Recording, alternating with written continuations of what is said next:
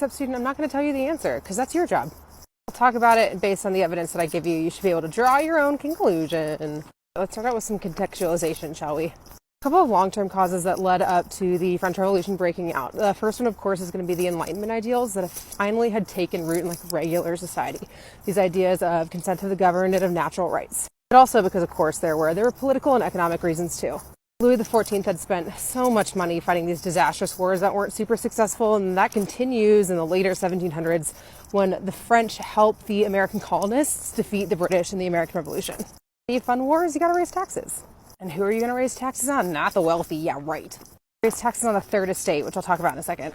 Also, there's some bad inflation going on, and grain prices are increasing drastically, which is bad for, the peasants. The third estate in French society is going to be made up of 95% of the French people, and it's mainly made up of peasants and then this emerging middle class called the Bourgeoisie. The Bourgeoisie have money for really the first time in a long time, but they don't have any political power, and that, of course, is going to upset them.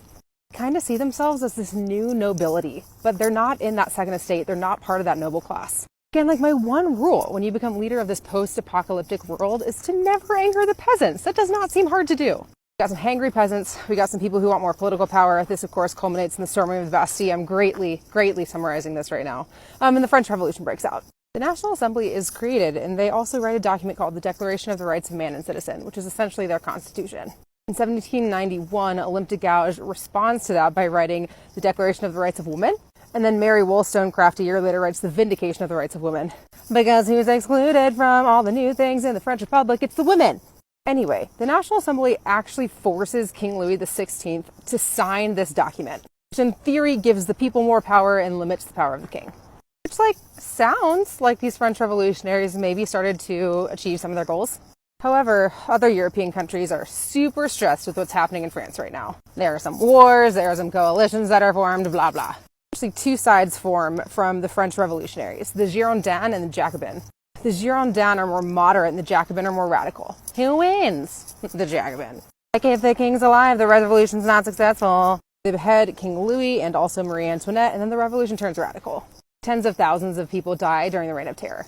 But at least the guillotine is a democratic killing machine, I guess. This chaos eventually culminates in a really weak 5-man directory ruling over France. They're no match for Napoleon Bonaparte, and he comes in and throws a coup d'etat and seizes power.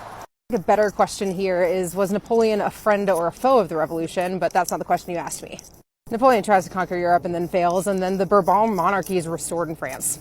Was it successful? You tell me. Focus your response on groups of people involved. That'll help.